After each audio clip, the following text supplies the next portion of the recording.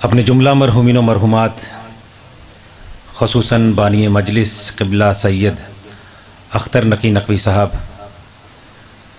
की ज़ोजा मरहुमा और मरहूम वालिदैन और दीगर मरहूमिन व मरहुमात की दरजात की बुलंदी के लिए और मुतवल्ली इमाम बारगाह क़िबला सैयद आरिफ अख्तर काज़मी साहब के जुमला मरहूमिन व मरहुमात और अपने जुमला मरहूमिन व मरहुमात की दरजात की बुलंदी के लिए एक मरतबा सूरह फ़ातिहा और 3 मरतबा सूरह इखलास की तिलावत फरमाइए।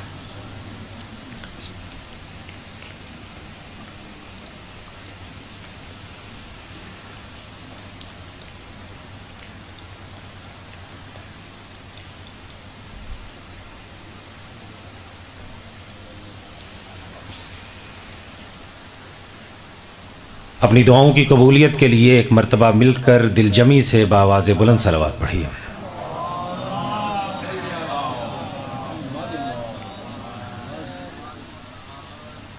औज़ु बिल्लाहि मिनश शैतानिर लाईनिर रजीम बिस्मिल्लाहिर रहमानिर रहीम अल्हम्दुलिल्लाहि रब्बिल आलमीन सुम्मा सलातो वस्सलामुन अला साहिब ताज वल मेराज वल बुराके वल अलम दाफ़िल बलाए वल वबाए वल कहते वल मर्ज़े वल अलम इस्मुहु मकतूबुन मशफूउन मनकूशुन फिल लौहे वल कलम जिस्मुहु मुक़द्दसुन मुतहहरुन मुनव्वरुन फिल बैते वल हरम नबील हरमैन इमामुल क़िबलतैन वसीलतना फ़िद्दारैन जद्दिल हसन वल हुसैन मौलाना अबिल क़ासिम मुहम्मद सलावत।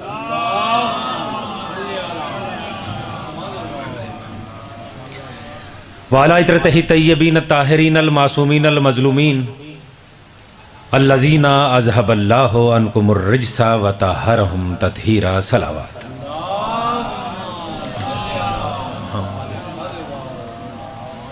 अम्मा बादो क़ाल अल्लाहु तबारक व तआला फ़ी कलामिहिल मजीद व ख़िताबिहिल हमीद व क़ौलुहुल हक़ बिस्मिल्लाहिर रहमानिर रहीम इन्नमा वलियुकुमुल्लाहु व रसूलुहु वल्लज़ीना आमनुल्लज़ीना युक़ीमुनस्सलाता व युअतुनज़्ज़काता व हुम राकिऊन। मिलकर दिलजमी से बावाज़ बुलंद सलावत पढ़ें।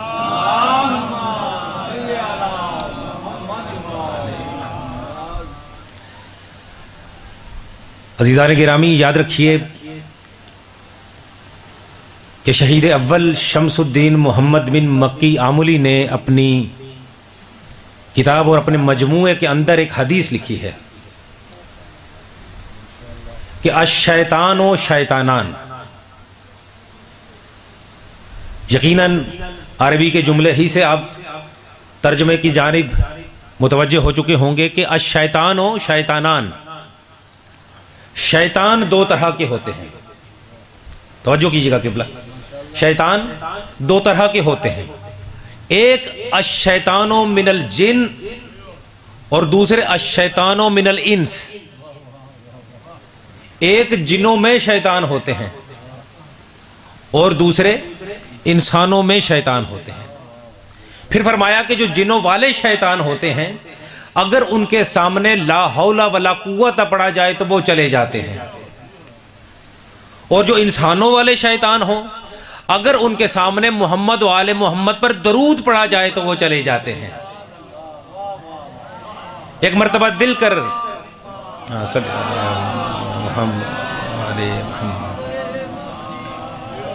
अब चूंकि आपने दरूद पढ़ा है, इसलिए आपकी अजमत को भी वाज़े करता चला जाऊं कि मनाक़िब अहले बैत के अंदर यह हदीस मौजूद है कि जो शख्स मोहम्मद व अहले बैत मोहम्मद पर एक मरतबा दरूद भेजता है, अल्लाह फरिश्तों की 10,000 सफ़ों के अंदर उस दरूद भेजने वाले पर दरूद भेजता है। तो आया विलायत पर गुफ्तगू जारी सारी है।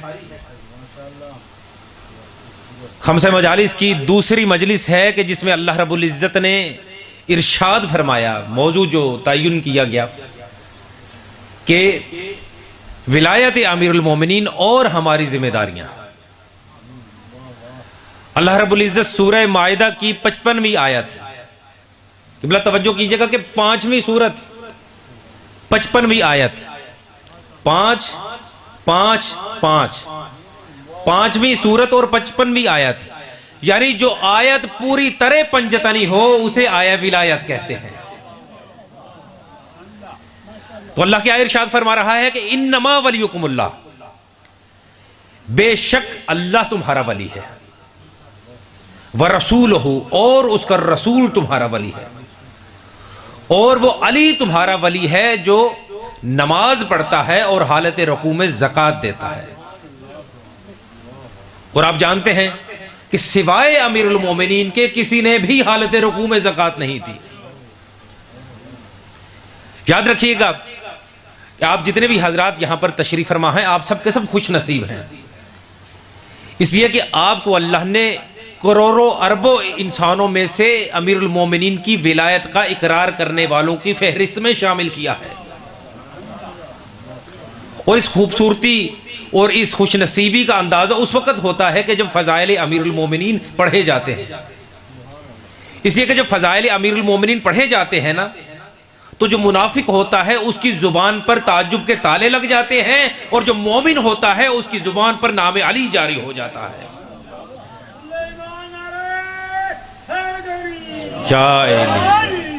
जब भी अपने मौला का नाम लें, कोशिश करें, अभी आगाज़ मजलिस है, बताता चलो कि जब भी अपने मौला का नाम लें किबला, तो कोशिश किया करें कि मिलकर नाम लिया करें। ऐसा मत समझा करें कि अगर मजलिस में नाम अली लिया जाएगा तो खतीब को उसकी मजलिस को बेहतर अंदाज में पढ़ने का मौका मिलेगा। नहीं, याद रखिए कि जब आप नाम अली लेते हैं, दरूद पढ़ते हैं, तो खतीब को इसका फायदा हो ना हो, आपको कम से कम जरूर फायदा होता है। जानते हैं कैसे? ये जो आपके कंधों पर फरिश्ते बैठे हैं ना, जब आप दरूद पढ़ेंगे, नाम अली लेंगे, तो ये आपके नाम आमाल में सवाब लिखते चले जाएंगे। अगर आप दरूद नहीं पढ़ेंगे, नाम अली नहीं लेंगे, तो ये जो फरिश्ते बैठे हैं ना, इन बेचारों को तड़पना पड़ता है। वो चाहते हैं कि आपके नामा आमाल में सवाब लिखते चले जाएं, लेकिन मोमिन है कि खामोश बैठा रहता है और उनको इस चीज़ पर मजबूर करता है कि वो कुछ ना लिखें। लिहाजा जब भी दरूद पढ़ा जाए, नाम अली लिया जाए, तो मिलकर दिल जमी से लिया करें। एक मरतबा मिलकर दिल जमी से बावाज़ बुलंद सलावत पढ़ें।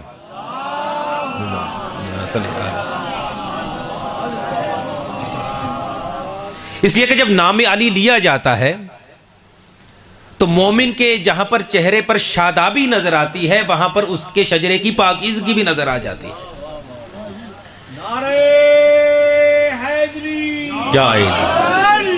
याद रखिए कि मानियुल अखबार में शेख सद्दूक ने एक हदीस लिखी है कि मन वजदा बरदा हुब्बिना अला कल्बिही, कि जब हमारा नाम सुनने से तुम्हारे दिल में ठंडक महसूस हो। मेरी माओ बहनों के लिए ये जुमला है कि जब नाम अली लिया जाए, नाम अहले बैत लिया जाए, और नाम अली और अहले बैत के लेने से तुम्हारे दिल में ठंडक महसूस हो, फल यक्सुर दुआ li उम्मिही, तो अपनी माँ के लिए कसरत से दुआ किया करो। मालूम हुआ कि हर माँ दुआ के लायक नहीं होती, सिर्फ वही माँ दुआ के लायक होती है जो माँ अपनी औलाद को औलाद अली इब्न अबी तालिब सिखाती है।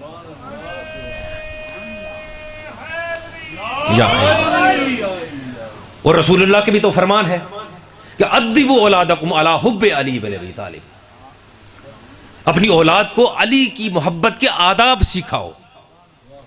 यानी जब अली के फजाइल पढ़े जाएं तो उन्हें बोलना सिखाओ। जब औलाद अली के फजाइल बोलना शुरू किया जाए तो अपनी औलाद को उसके साथ साथ बोलना सिखाओ। अगर अगले जुमले पर आप खामोश रहे तो मुझे दुख होगा कि जब अली के दुश्मनों का जिक्र हो तो उन पर लानत करना सिखाओ। याद रखिए कि कायनात में किसी भी शय का इतना अदब नहीं है जितना अली से मोहब्बत का अदब है। अब ये जुमला मुझे कहने का हक है ना कि जिस अली के नाम की इतनी अजमत हो, उस अली की जात की इतनी अजमत क्या होगी।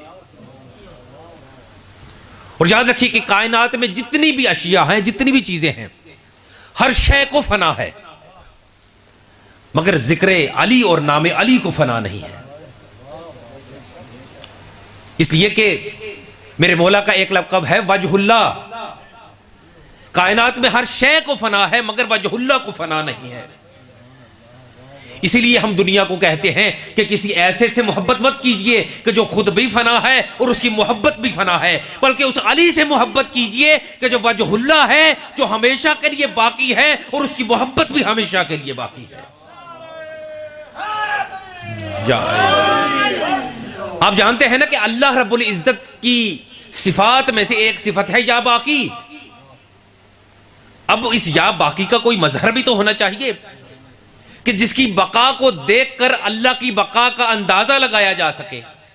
तो अल्लाह के या बाकी होने का अगर कोई मजहर है तो उस जात को आइनुल्लाह कहते हैं, उस जात को वजहुल्लाह कहते हैं, उस जात को आइनुल्लाह कहते हैं, उस जात को अली इब्न अबी तालिब कहते हैं।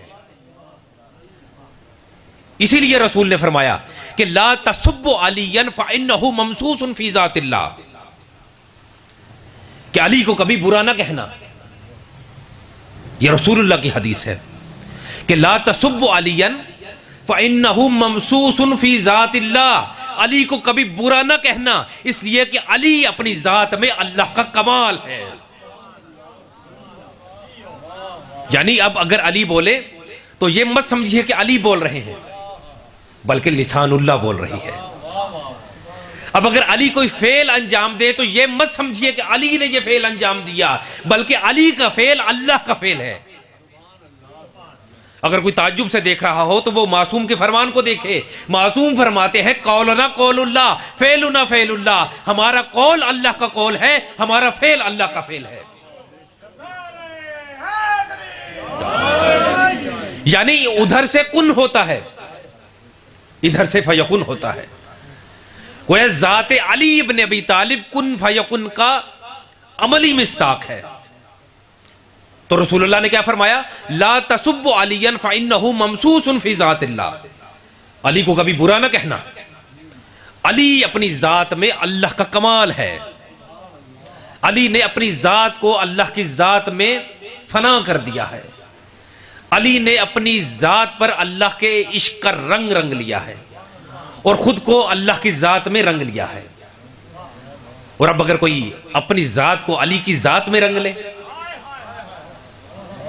अब अगर अपनी जात को अली के इश्क में रंग ले, तो याद रखिए अली उस पर इतना कर्म कर देते हैं कि वो जो भी कहता है अल्लाह उसे पूरा कर देता है।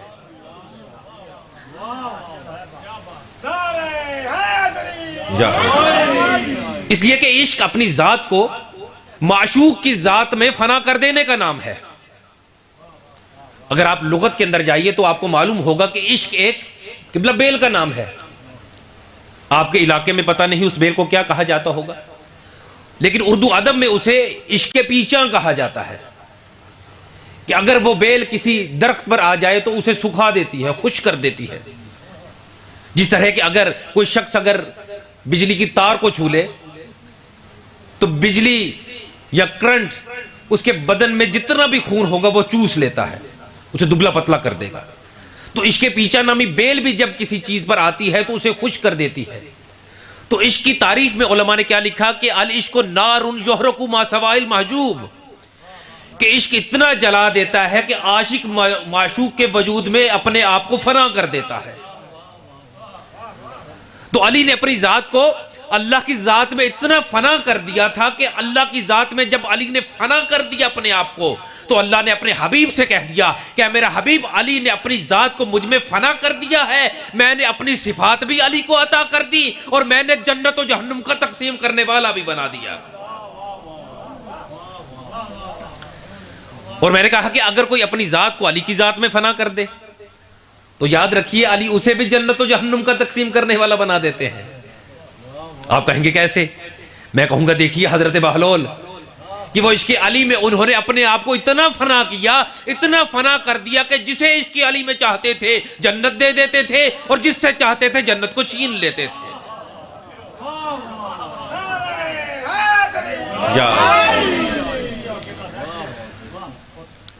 एक मरतबा मिलकर बावाज़े बोलो सलावत पढ़ें।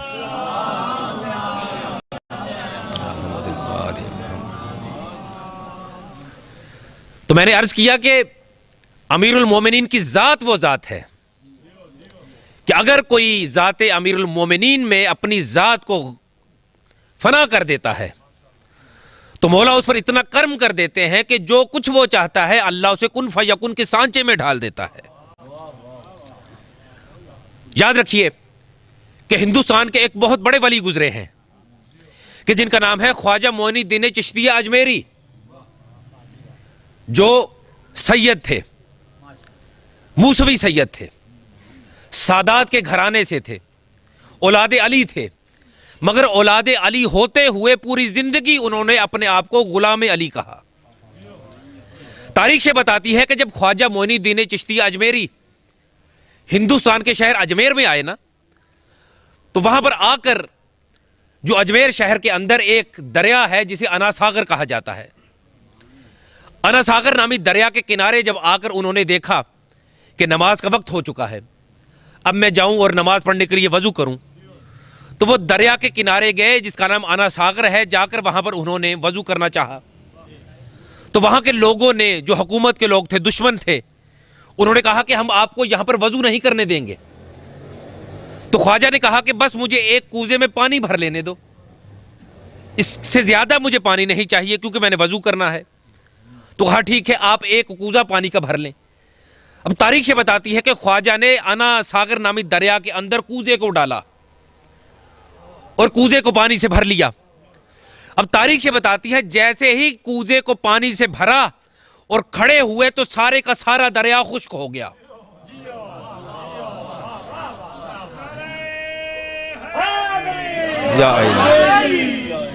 और जब दरिया खुश्क हो गया तो इस मूसवी सैयद ने, ख्वाजा मोइनुद्दीन चिश्तिया अजमेरी ने, एक मर्तबा दुश्मनों की जानिब उनकी आंखों में आंखें डालकर कहा कि इन करबला नीस्त, यह करबला नहीं है कि जहां पर तुम हम पर पानी को बंद कर दोगे।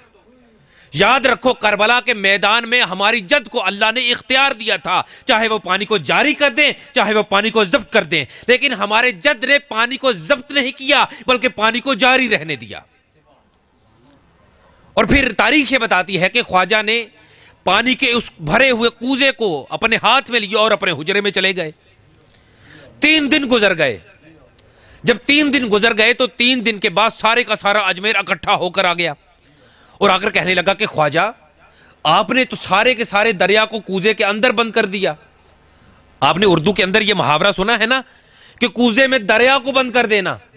आज ये सुनिए कि कूजे में दरिया को बंद कर देना क्यों कर किसी चीज को कहा जाता है। आज तो आपने सुना था ना, आज तक आज कैसे दरिया को कूजे में बंद किया जाता है। एक मर्तबा ख्वाजा ने वो कूजा हाथ में लिया और अपने हुजरे में चले गए। 3 दिन गुजर गए। 3 दिन तक लोग सब्र करते रहे। जो कुछ पानी उनके पास महफूज था उन्होंने जानवरों को पिलाया, बच्चों को पिलाया, लेकिन जब पानी खत्म हो गया, 3 दिन गुजर गए, सारे इकट्ठे होकर ख्वाजा के दर पर आ गए। आकर कहा कि ख्वाजा, हमारे जानवर प्यास से मर रहे हैं, हमारे बच्चे प्यासे हैं, लुत्फो करम कर दीजिए, हमारे पास पानी नहीं है, दरिया खुश्क हो चुका है। जब ख्वाजा ने यह जुमला सुना तो करबला के अपने अजदाद याद आ गए। ये कैसे हो सकता है कि लोग पानी से महरूम रहें। एक मर्तबा तारीख ये बताती है कि ख्वाजा ने पानी से भरा हुआ कूजा अपने हाथ में लिया और दरिया के किनारे चले गए और एक मर्तबा कुछ जुबान से कलेमात कहे और पानी को दरिया के अंदर उंडेल दिया। जैसे ही कूजे में मौजूद पानी को दरिया में उंडेला तो लोगों ने अजीब मंजर देखा कि वो दरिया जो खुश्क हो चुका था अब वो समंदर की तरह ठाठे मारने लगा। अब लोगों ने पूछा कि सरकार, ये आपने किनका नाम लिया कि जिनका नाम लेते ही आपने कूजे में मौजूद पानी को दरिया में डाला और दरिया समंदर की तरह ठाठे मारने लगा।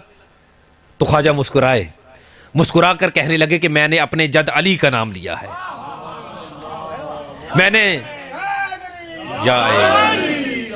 मैंने साकिए कौसर का नाम लिया है, मैंने अल्लाह के वली का नाम लिया है, मैंने अपने इमाम का नाम लिया है। तो आपने देखा कि जब ख्वाजा ने अपनी जात को अली की जात में फना कर दिया तो अली ने उन पर इतना कर्म कर दिया कि जब वो नामे अली लेते थे तो जब चाहते थे दरिया को कूजे में बंद कर देते थे और जब चाहते थे नामे अली लेकर कूजे से दरिया को भर देते थे। आज हमारी जुबानों में असर नहीं है तो उसकी वजह क्या है? हमने अपनी जात को जाते अली में फना नहीं किया, वरना नाम अली में आज भी असर वो मौजूद है। अली के नाम में आज भी वो तासीर मौजूद है। और ये तो ख्वाजा की मोहब्बत थी ना नाम अली से। आइए अब मैं बताता हूं कि नाम अली से तो रसूल को भी मोहब्बत थी, लेकिन जाते अली थी। और मेरा दावा है कि आप में से किसी ने यह बात नहीं सुनी होगी। अगर सुनी हो तो मुझे हवाले के साथ बताइएगा। याद रखिए कि हमारे मकतब के एक बहुत बड़े आलिम है जिनका नाम है अल्लामा मजलिसी। उन्होंने बिहारुल अनवार के अंदर तमाम कुतबे अरब को इकट्ठा करके उन्हें पढ़कर रसूलुल्लाह की जुबान से अमीरुल मोमिनीन के जो फजाइल लिखे हैं उनको इकट्ठा किया है। और वो चंद जुमले हैं, 10 से 12 जुमले जो उन्होंने इकट्ठे किए हैं कि रसूलुल्लाह की अली से मोहब्बत किस अंदाज से थी।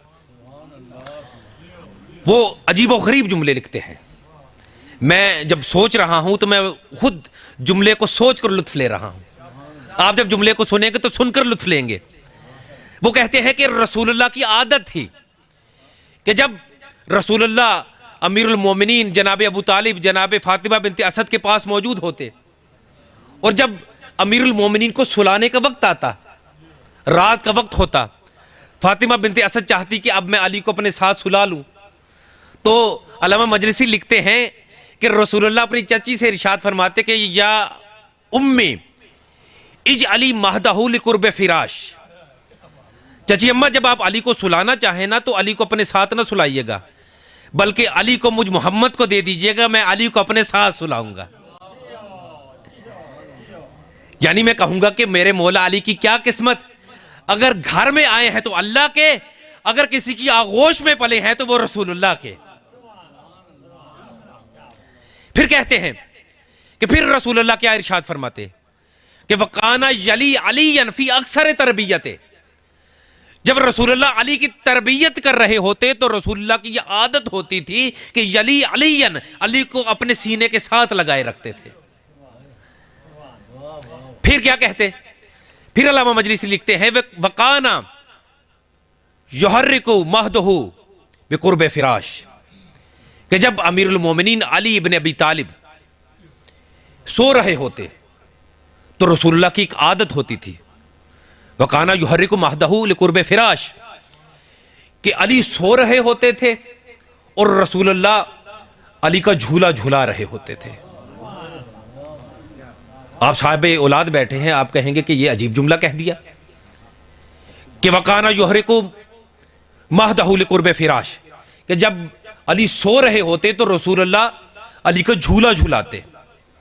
आप कहेंगे झूला तो बच्चे को सुलाने के लिए झुलाया जाता है, ये तो अली सो रहे हैं, तो फिर रसूलुल्लाह झूला क्यों झुला रहे हैं? मैं कहूंगा दरअसल रसूलुल्लाह बताना चाहते थे कि ये आयनुल्लाह है, ये आम आंख नहीं बल्कि ये आयनुल्लाह है, ये सोते हुए भी जागता है।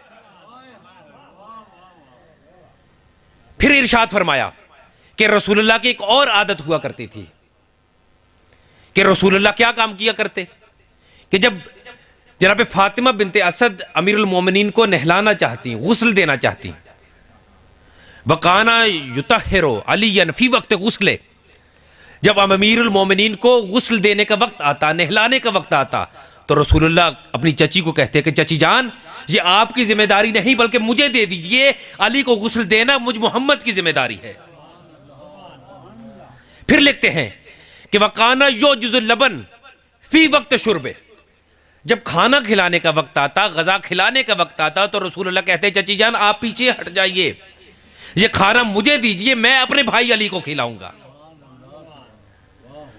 फिर वो लिखते हैं कि रसूलुल्लाह क्या काम करते, वकाना यहमिलहु अला सदरिही, कि रसूलुल्लाह अमीरुल मोमिनीन को अपने सीने के साथ लगा लेते और अरब की पहाड़ियों पर चले जाते और अरब की पहाड़ियों पर जाकर ये जुमले कहते, हाजा अखी व वलीयी व वसीयी व नासिरी व सफ़ीयी व ज़ुखरी व कहफ़ी व ज़ौज करीमती व अमीनी अला वसीयी व खलीफती, कि ये अली मेरा भाई है, ये मेरा वली है, ये मेरा वसी है। अभी अमीरुल मोमिनीन बिल्कुल छोटे हैं, जनाब सैयदा दुनिया में अभी तशरीफ नहीं लाई जाहिरी तौर पर, मगर रसूलुल्लाह फरमा रहे हैं कि ये अली मेरा भाई है, ये मेरा वली है, ये मेरा वसी है, ये मेरा मददगार है, ये मेरी पुश्त है, ये मेरी पनाहगाह है, ये मेरी बेटी का होने वाला शोहर है, ये मेरी अमानतों का अमीन है और मेरे बाद मेरा खलीफा है। वकाना यहमिलु अला सदरे ही, अली को अपने सीने के साथ लगा लेते और रसूलुल्लाह अरब की पहाड़ियों पर जाते। मैं कहूंगा या रसूलुल्लाह ये अली को आप लेकर अरब की पहाड़ियों पर क्यों जाते? तो रसूलुल्लाह क्या पत्थरों को सुनाने जाते थे? नहीं, पत्थरों को नहीं बल्कि पत्थर दिल लोगों को सुनाने जाते थे कि जान लो अली इब्न अबी तालिब कौन सी जात है। फी शआबिहा व औदैतहा, और ये जुमले जो रसूलुल्लाह कहते थे सिर्फ जाकर पहाड़ों पर ही नहीं कहते थे, फी शआबिहा व औदैतहा, बल्कि रसूलुल्लाह ये जुमले जाकर पहाड़ों पर कहा जाते थे, जाकर गारों में कहते थे, जाकर सहराओं में कहते थे, जाकर जंगलों में कहते थे, जाकर चौराहों में कहते थे, जाकर गलियों में कहा करते थे। तो मालूम हुआ कि अली की फजीलतों को पहाड़ों पर जाकर बयान करना, जंगलों में जाकर बयान करना, सहराओं में जाकर बयान करना, चौराहों में जाकर बयान करना, गलियों में जाकर बयान करना किसी आम मौलवी की सुन्नत नहीं बल्कि रसूलुल्लाह की सुन्नत है।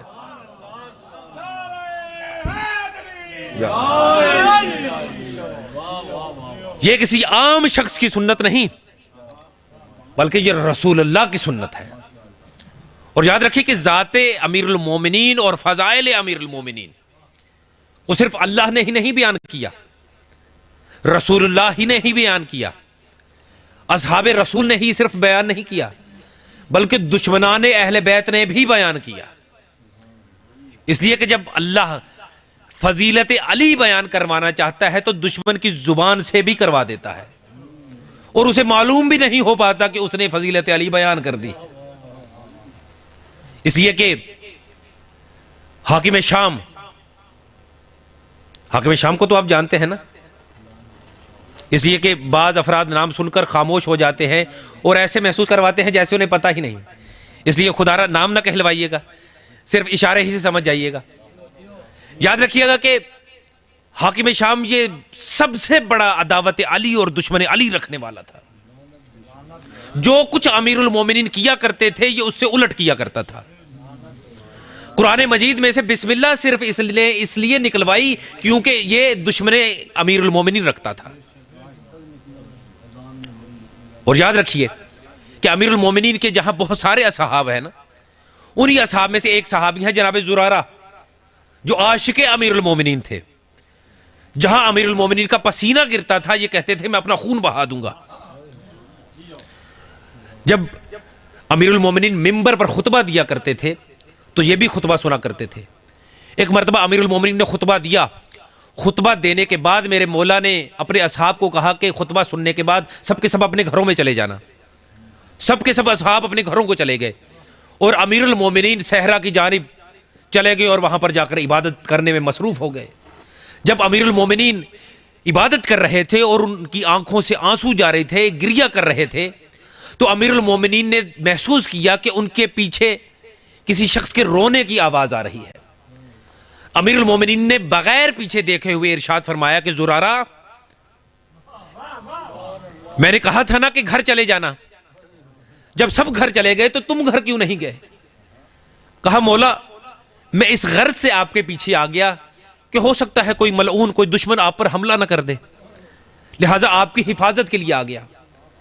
मौला ने फरमाया जुरारा तुम्हें हिफाजत की जरूरत है, मुझे अली को तुम्हारी हिफाजत की जरूरत नहीं है। मेरी हिफाजत के लिए मैं और मेरा अल्लाह ही काफी है। अब जब अमीरुल मोमिनीन की शहादत हो गई ना, तो शहादत अमीरुल मोमिनीन के बाद जनाब जुरारा कूफा से दमिश्क शाम में चले गए और हाकिम शाम को यह इत्तला मिली कि आशिक अमीरुल मोमिनीन जनाब जुरारा कूफा से दमिश्क आया हुआ है। इसने अपने कारिंदों को पैगाम पहुंचाया कि जाओ और जुरारा से जाकर कहो कि मेरे दरबार में हाजिर हो। जनाब जुरारा को जब यह पैगाम पहुंचा तो जनाब जुरारा समझ गए कि ये तो दुश्मन अमीरुल मोमिनीन है और ये तकैया का दौर है।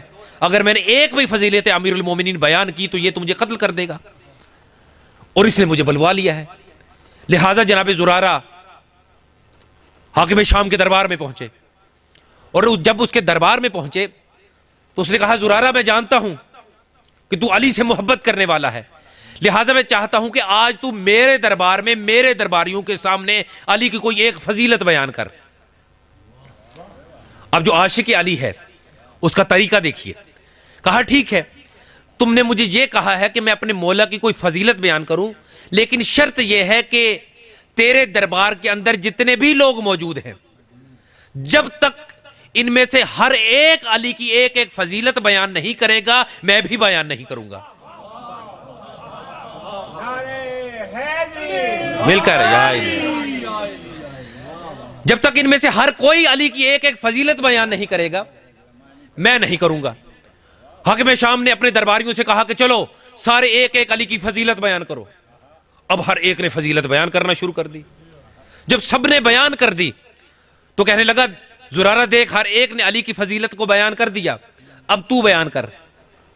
कहने लगा कि तुमने मेरे जुमले पर तवज्जो नहीं की। मैंने कहा था जब तक तेरे दरबार में हर एक अली की फजीलत बयान नहीं करेगा तब तक मैं बयान नहीं करूंगा। कहने लगा, सबने बयान कर तो दी। कहा कि नहीं। कहा, क्या हुआ? कहा, एक शख्स बच गया है। कहा, कौन? कहा, तू।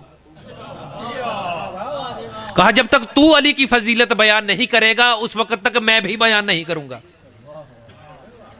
कहा कि अच्छा चलो सुन लो। कहा कि अल्लाह ने अली को बहुत सी फजीलतें अता की हैं, लेकिन ये 3 फजीलतें जो अली को अल्लाह ने अता की हैं, अगर कायनात में किसी एक शख्स को इन तीनों में से एक भी फजीलत अता की होती तो वो कायनात में इतराता कि मेरे पास ये फजीलत मौजूद है। कहा, क्या फजीलत? कहा, अली की सबसे पहली फजीलत यह है कि अली दामाद रसूल हैं, और कोई भी दामाद रसूल नहीं है। गोया दुश्मन ने भी ये इकरार कर दिया कि अगर दामाद रसूल है तो वो सिर्फ एक है, अगर कोई और होता तो हाकिम शाम कम अज कम बयान ना करता। कहा, दूसरी फजीलत जो अली के पास है, दूसरी फजीलत जो अली के पास है वो ये है कि अली फाते खैबर हैं, और जिस दिन मेरे मौला अली ने किबला खैबर फतह किया ना, उस दिन अल्लाह ने और अल्लाह के रसूल ने इरशाद फरमाया कि आज मैं अलम उसे दूंगा जो अल्लाह और अल्लाह के रसूल से मोहब्बत करता होगा, और अल्लाह और अल्लाह का रसूल भी उससे मोहब्बत करता होगा। हाकिम शाम कहने लगा कि अल्लाह और अल्लाह का रसूल तो हर एक से मोहब्बत करते हैं, और सारी कायनात भी अल्लाह और अल्लाह के रसूल से मोहब्बत करती है, लेकिन अली की जात वो जात है कि जिसके लिए रसूल ने फरमाया कि अल्लाह और अल्लाह का रसूल अली से मोहब्बत करता है, और अली भी अल्लाह और उसके रसूल से मोहब्बत करता है। फरमाया तीसरी फजीलत। कहा, तीसरी फजीलत जो अली इब्न अबी तालिब को अल्लाह ने नवाजी है और अता की है कि कायनात में किसी के पास इतनी फजीलतें नहीं हैं कि जितनी अली के पास है। और तीसरी फजीलत क्या है कि कोई अल्लाह के घर में नहीं आया मगर सिवाय अली इब्न अबी तालिब के। अब कहने लगा कि अली की फजीलत बयान कर। जनाब ज़रारा मुस्कुराने लगे, मुस्कुरा कर कहने लगे कि मैं उस अली की फजीलतें क्या बयान करूं कि जिसका दुश्मन भी उसकी फजीलतें बयान करता है। अब जो सबके सब दरबारी बैठे थे वो हैरान हो गए कि जनाब ज़ुरारा ने कितनी आसानी के साथ, कितनी सादगी के साथ दुश्मन के दरबार में दुश्मनों की जुबानी दुश्मनों से अली की फजीलतों को बयान करवा दिया। हाकिम शाम सोचने लगा कि मेरा दरबार है, मेरे दरबारी हैं, मेरे होते हुए मेरे दरबार में मेरे दरबारियों ने अली की एक एक फजीलत को बयान कर दिया। तो मालूम हुआ कि अली का मानने वाला वो होता है कि दुश्मन की जुबानी दुश्मन से अली की फजीलत को बयान करवा देता है। और याद रखिए कि ये फजाइल अमीरुल मोमिनीन एक नेमत है। खुद अमीरुल मोमिनीन ने इरशाद फरमाया था कि अगर मैं अपने चाहने वाले की गर्दन पर तलवार रख दूं और उसे मैं कहूं कि मैं तुम्हारा सर कलम कर दूंगा, मेरी मोहब्बत को छोड़ दो, तो वो अपना सर कलम करवा देगा मगर मेरी मोहब्बत को नहीं छोड़ेगा। फरमाया कि जो मेरा दुश्मन है अगर मैं उसे सारी कायनात भी अता कर दूं और कहूं कि मुझसे मोहब्बत रख, वो मुझसे मोहब्बत नहीं रखेगा। इसलिए कि रसूलुल्लाह ने फैसला कर दिया था कि या अली ला युहिब्बुका इल्ला मोमिन, वला युबग़िज़ुका इल्ला मुनाफिक, या अली आपसे कोई मोहब्बत कर ही नहीं सकता मगर वो जो मोमिन होगा, और बुग़्ज़ वही रखेगा जो मुनाफिक होगा। और इससे बढ़कर रसूलुल्लाह ने भी फरमाया कि या अली ला युहिब्बुका इल्ला ताहिरुल विलादा वला युबग़िज़ुका इल्ला खबीसुल विलादा, या अली आपसे मोहब्बत वही रखेगा जो ताहिरुल विलादा होगा, जिसकी विलादत में तहारत होगी, जो वलदुल हलाल होगा, जो हलाल ज़ादा होगा, वही आपसे मोहब्बत रखेगा। और जो वलदुल हराम होगा, जिसकी विलादत तहारत से नहीं बल्कि निजासत से हुई होगी, वो आपसे बुग़्ज़ रखेगा। और याद रखिए कि जिसकी विलादत तहारत से होती है, यकीनन वो अली से मोहब्बत रखेगा। अगर आपको कहीं पर कोई अली से बुग़्ज़ रखता हुआ, अली की शान में गुस्ताखी करता हुआ नजर आए, तो समझिए रसूलुल्लाह की यह हदीस सच है कि जो अली से मोहब्बत रखता होगा वो ताहिरुल विलादा है, जो बुग़्ज़े अली रखता होगा वो खबीसुल विलादा है। और तहारत और निजासत कभी इकट्ठे हो नहीं सकते। इसीलिए मौला ने फरमाया कि अय्युकुम मुसाहिबतुल अशरार, अशरार की सोहबत से बचो। हमारी विलायत का इनकार करने वाले हमारे दुश्मनों की सोहबत से बचो। फ़इन्नहु कन्नार, ये आग की तरह होते हैं। मुसाहिबतुहा तुहरिक, इनके साथ उठना बैठना खाना पीना तुम्हें जलाकर राख कर देगा। लिहाजा हमारी जिम्मेदारियों में से एक जिम्मेदारी यह है कि हमने इस विलायत के दामन को मजबूती से थामे रखना है। और ये नेमत विलायत जो हमारे पास है, इसे सिर्फ संभाले ही नहीं रखना बल्कि अपनी अगली नस्लों में मुंतकिल भी करना है। इसलिए कि अमीरुल मोमिनीन के एक सहाबी है ना, कि जिनका नाम है अबुल अस्वद दोइली। किबला जब अमीरुल मोमिनीन की शहादत होगी किबला काज़मी साहब, तो हाकिम शाम की आदत थी कि अमीरुल मोमिनीन के चाहने वालों को दो तरह से ट्रैप किया करता था। या तो इन्हें धमकाता और इनको मारने की धमकी देता कि मैं तुम्हें मार दूंगा, मेरा साथ दो। लेकिन अगर कोई साथ ना देना चाहता और मुकावमत इख्तियार कर लेता, तो फिर इसे तोहफे और हदिये देने की कोशिश करता। तो अबुल अस्वद दोइली के पास इन्होंने क्या किया, शहद को तोहफा भिजवा दिया। अबुल अस्वद उस वक्त घर में नहीं थे। जब घर में शहद भिजवा दिया, घर में शहद पड़ा था, और बाहर से अबुल अस्वद दोइली आए। हाकिम शाम के कारिंदों ने बताया कि हाकिम शाम ने तुम्हारे लिए शहद का तोहफा भेजा है, तुम्हारे घर में तुम्हारी 5 साल की बच्ची मौजूद है, हमने उसे पकड़ा दिया है। अब जब अबुल अस्वद दोइली अपने घर में आए तो देखा कि उनकी बच्ची उस कटोरे को खोलकर उस शहद के अंदर उंगली डालकर अपने मुंह में डालने लगी हैं। तो अबुल अस्वद ने जब ये मंजर देखा तो दौड़ते हुए आए और आकर कहने लगे कि खबरदार बेटी, इसे ना खाना, ये शहद नहीं, ये जहर है। बाबा ये शहद है, जहर नहीं है। कहा बेटी तुझे नहीं पता, हिंदा के बेटे ने भेजा है ताकि हमसे विलायत अली को छीन ले। तो अहले बैत के चाहने वालों ने विलायत अमीरुल मोमिनीन को इस तरह से महफूज रखा, लिहाजा हमें भी इस विलायत को अपने साथ मंसूब रखना है। एक मरतबा मिलकर बाबा से बोलें सलावत। जी बिस्मिल्लाह। इस विलायत के दामन को हमने छोड़ना नहीं है, इसलिए कि ये ऐसी नेमत है कि मासूमीन फरमाते हैं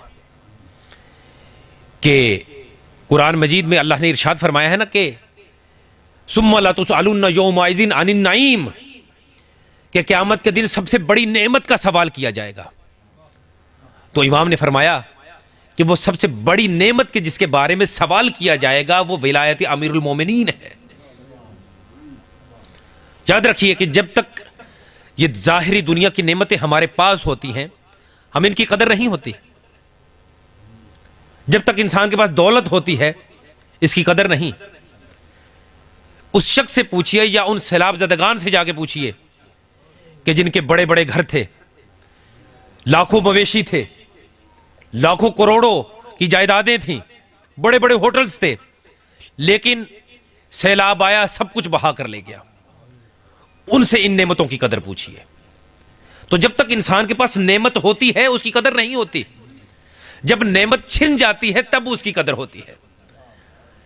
इसी तरह जब इंसान तंदुरुस्त होता है तो उसे बीमारी की कदर नहीं होती, जब बीमार हो जाता है तब उसे तंदुरुस्ती की और सेहत की कदर होती है।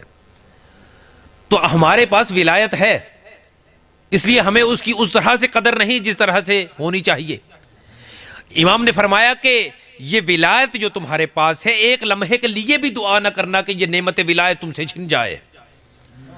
हो सकता है कि ये नेमत विलायत एक लम्हे के लिए छिन जाए और तुम्हारी मौत वाक़या हो जाए, तो याद रखना जन्नत में नहीं जाओगे बल्कि सीधा जहन्नुम में जाओगे।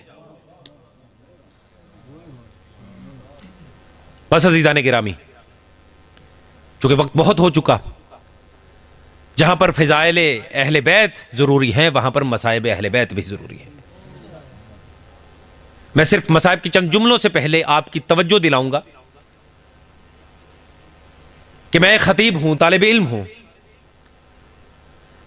उलमा ने जहां पर खिताबत के असूल लिखे हैं, खिताबत के असूलों में से चंद असूल वज़ किए हैं कि खतीब को क्या क्या होना चाहिए, कैसा होना चाहिए।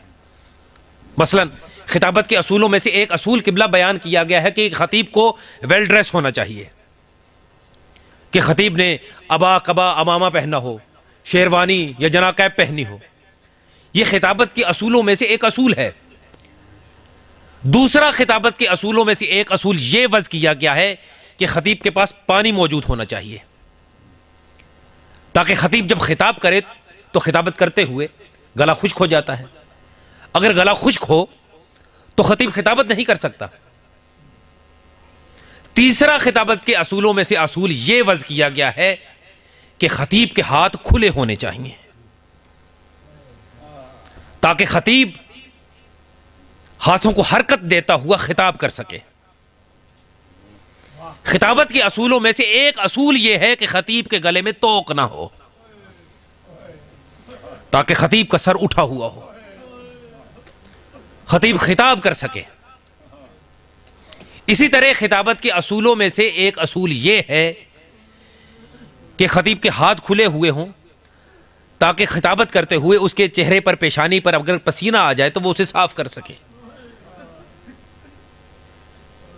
आप जानते हैं कि जब अगर किसी घर के अंदर किसी की मौत हो चुकी हो, मैयत किसी घर में पड़ी हुई हो, तो अगर किसी की आवाज रो रो कर इस काबिल न रहे कि वो बोल पाए, तो लोग पूछते जरूर हैं कि ये कौन है। तो लोग बताते हैं कि रो रो कर इसका गला बैठ चुका है। मुझे सोच कर बताइए कि वह मेरा खतीब इमाम, कि जिस इमाम का नाम इमाम ज़ैनुल आबिदीन है, इस खतीब ने किस अंदाज से खिताबत की होगी कि जिसके गले में तोक था, हाथों में हथकड़ियां थीं, पैरों में बेड़ियां थीं, और खुदा जाने कितने दिनों का प्यासा था, कि जिसका एक नहीं, जिसके 18 हाशमी नौजवान करबला में मारे गए, जिसकी बहनों, माओं और फुफियों को असीर कर दिया गया। याद रखिए अज़ादारों, 5 ऐसी हस्तियां हैं कायनात में कि जिनसे ज्यादा कायनात में कोई नहीं रोया। सबसे पहली हस्ती जो कायनात में सबसे ज्यादा रोई वो हजरत आदम है। तारीख बताती है कि हजरत आदम इतना ज्यादा रोते थे जन्नत के फिराक में, इतना ज्यादा रोते थे कि उनके रुखसारों पर नहरों के निशान बन गए थे। दूसरी सबसे ज्यादा रोने वाली हस्ती का नाम हजरत याकूब है, जो यूसुफ के फिराक में इतना ज्यादा रोए, इतना ज्यादा रोए, इतना ज्यादा रोए कि उनकी आंखें सफेद हो गईं। तीसरी सबसे ज्यादा रोने वाली हस्ती का नाम हजरत यूसुफ है, जो जिंदान में इतना ज्यादा रोते थे, इतना ज्यादा रोते थे कि दूसरे कैदी आकर कहते थे कि या यूसुफ का जिंदान को तब्दील कर दिया जाए या हमारे जिंदान को तब्दील कर दिया जाए। चौथी सबसे ज्यादा रोने वाली हस्ती का नाम बिनते रसूल है, कि जिनकी उम्र 18 साल थी, बाल सफेद हो चुके थे, कमर झुकी हुई थी। और पांचवी सबसे ज्यादा रोने वाली हस्ती का नाम ज़ैनुल आबिदीन है, कि जिसकी दादी की उम्र तो 18 साल थी, मगर इसकी उम्र 22 साल थी, कमर झुक गई थी और बाल सफेद हो चुके थे। अज़ादारों, जब मेरा इमाम रोया करता था ना, तो मेरे इमाम के पास एक इमाम का सहाबी आया जिसका नाम था मिनहाल। आकर कहने लगा कि मौला और कितना ज्यादा रोएंगे, इतना ज्यादा रोते हैं आप। तो इमाम ने जब ये जुमला सुना तो इमाम ने इरशाद फरमाया कि मिनहाल, तूने इंसाफ से काम नहीं लिया। कहा मौला क्यों?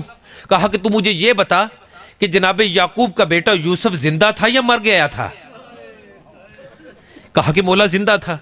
कहा फिर तूने देखा नहीं कि याकूब का यूसुफ जिंदा था, मगर फिर भी याकूब इतना ज्यादा रोए, इतना ज्यादा रोए कि उनकी आंखें सफेद हो गईं, मगर करबला के मैदान में मेरे 18 यूसुफ मारे गए और तू कहता है मैं गिरिया ना करूं। कहा मौला, सर कटाना तो आपकी मेराज है, सर कटाना तो आपके खानदान का एक विरासत में मिला हुआ आपको तोहफा है, फिर इतना ज्यादा क्यों रोते हैं? इमाम ने फरमाया कि तूने इंसाफ से काम नहीं लिया। कहा ठीक है, सर कटाना तो हमारी मेराज है, हमारी मीरास है, लेकिन क्या बहनों और माओं को बाजारों में लेकर जाना, क्या यह भी हमारी मीरास है? एक मर्तबा मिनहाल ने इमाम के कदमों पर हाथ रख दिया और हाथ जोड़कर कहने लगा कि मौला, अब तो मैंने ये सवाल कर दिया, लेकिन मैं आइंदा ऐसा सवाल नहीं करूंगा। मौला, बस मैं एक सवाल करना चाहता हूं। कहा कि सवाल कर, तू क्या पूछना चाहता है? कहा कि मौला, मुझे ये बताइए कि सबसे ज्यादा मुसीबत आपको किस मौके पर पेश आई? कहा कि उस मौके पर पेश आई कि जब शाम का बाजार था, शाम के बाजार में मुझे ऐसे लेकर जाया जा रहा था जैसे मैं वो कैदी हूं कि जिसका कोई मालिक नहीं है। बस अज़ादारों, आखिरी जुमला सुन लीजिएगा। जब मेरा मौला कूफे के दरबार में मौजूद था ना, तो एक शख्स के जिसका नाम अब्दुल्ला इब्ने उमैर था, वो मेरे मौला से आकर कहने लगा कि ए ज़ैनुल आबिदीन, आप तो इमाम हैं, आप कहते हैं कि मैं हुसैन का बेटा भी हूं। इसी दरबार के अंदर मुस्लिम भी मौजूद थे, इसी दरबार के अंदर आप भी मौजूद हैं, लेकिन जब इब्ने ज़ियाद के सामने मुस्लिम मौजूद थे ना, तो मुस्लिम इब्ने ज़ियाद की आंखों में आंखें डालकर गुफ्तगू कर रहे थे। उनके हाथों में हथकड़ियां थीं, पैरों में बेड़ियां थीं, गर्दन में तोक था, होंठ कटे हुए थे, सर पर गर्द थी, कमर झुकी हुई थी, मगर फिर भी मुस्लिम इब्ने ज़ियाद की आंखों में आंखें डालकर बात कर रहा था। आप तो अपने आप को इमाम कहते हैं और आपका सर झुका हुआ है, आपका बदन काम रहा है, आपको ऐसा क्यों कर है कि आप इस कैफियत में हैं? इमाम ने जब ये जुमला सुना ना, तो इमाम ने कांपते हुए बदन के साथ अब्दुल्ला इब्ने उमैर को जुमला कहा कि अब्दुल्ला इब्ने उमैर, तूने इंसाफ से काम नहीं लिया, इसलिए कि मुस्लिम के आने का अंदाज और था, मेरे आने का अंदाज और है। जब मुस्लिम आया था तो अकेला आया था, मैं आया हूं तो मैं अकेला नहीं आया, मेरे साथ मेरी माएँ भी हैं, मेरे साथ मेरी बहनें भी हैं, मेरी साथ मेरी फुफियाँ भी हैं। मैं जब भी इस जालिम से खिताब करना चाहता हूँ, मेरी माओं के नंगे सर मुझे नजर आते हैं, मेरी फुफियों के नंगे सर मुझे नजर आते हैं। मैं जब भी इस जालिम से कलाम करना चाहता हूँ, मेरी फुफियों के नंगे सर मुझे नजर आ जाते हैं। अला लानतुल्लाहि अलल कौमिज़ ज़ालिमीन व सयअलमुल लज़ीना ज़लमू अय्य मुनक़लिबिन यनक़लिबून। बारगाह तुझे मोहम्मद व आले मोहम्मद का वास्ता है, हमारी इस कलील सी इबादत को अपनी बारगाह में कबूल मंजूर फरमा। बारगाह तुझे मोहम्मद व आले मोहम्मद का वास्ता, या महमूद बेहक़ मोहम्मद, या आली बेहक़ अली, या फ़ातिरुस समावात वल अर्ज़ बेहक़ फ़ातिमा, या मोहसिन बेहक़ हसन, या क़दीमुल एहसान बेहक़ हुसैन अलैहिस्सलाम।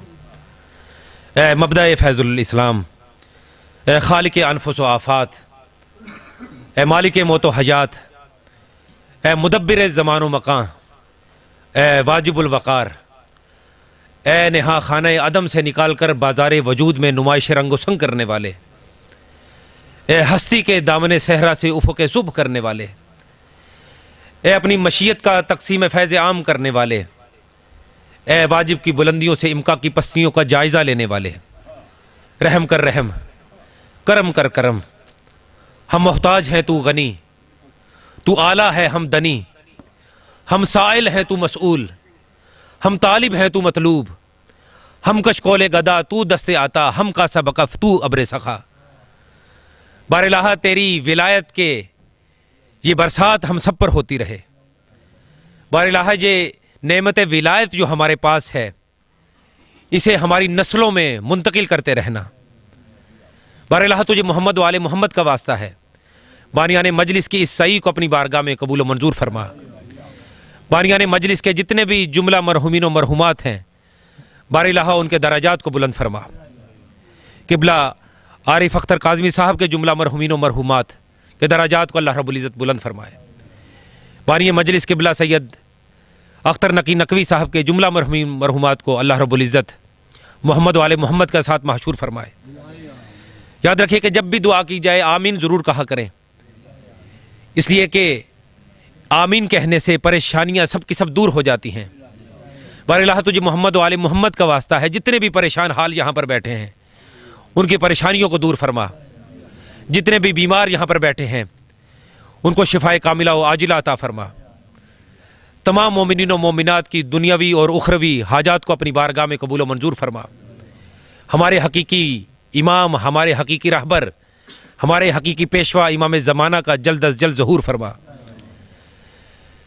अपने जुमला मरहुमीन व मरहुमात खुसूसन बानी मजलिस किबला सैयद अख्तर नकी नकवी साहब के जुमला मरहुमीन मरहुमात और किबला आरिफ अख्तर काज़मी साहब के जुमला मरहुमीन व मरहुमात, अपने जुमला मरहुमीन व मरहुमात और इसी तरह से मरहूम सैयद नसीम अब्बास ज़ैदी वल सैयद मंजूर हुसैन ज़ैदी साहब के दराजात की बुलंदी के लिए और अपने जुमला मरहुमीन व मरहुमात की दराजात की बुलंदी के लिए एक मरतबा सूर फ़ातिहा और 3 मरतबा सूर इखलास की तिलावत फरमाइए।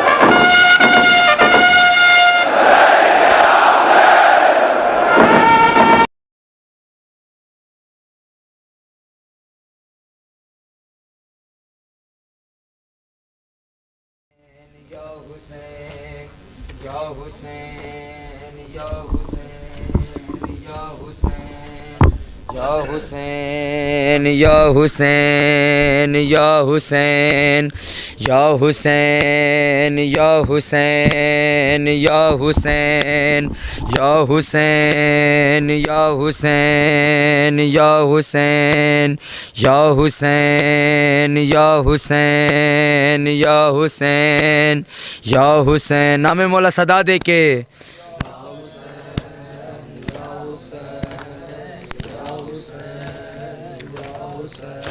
आबिद को रुलाते रहे राहों के वो मंज़र, आबिद को रुलाते रहे राहों के वो मंज़र, आबिद को रुलाते रहे राहों के वो मंज़र, आबिद सारे रुलाते रहे राहों के वो मंज़र, आबिद को रुलाते रहे राहों के वो मंज़र।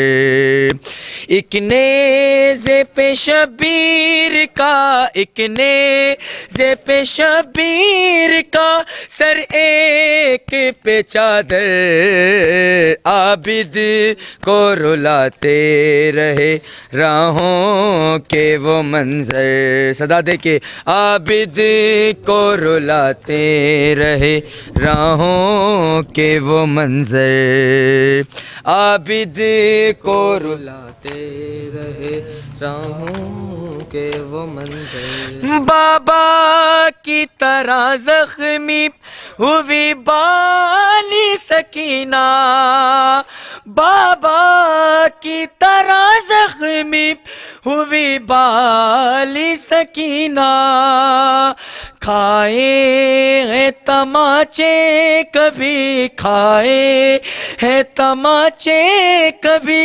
दुर्रे कभी पत्थर, आबिद को रुलाते रहे राहों के सारे नाम मौला, आबिद को रुलाते रहे राहों के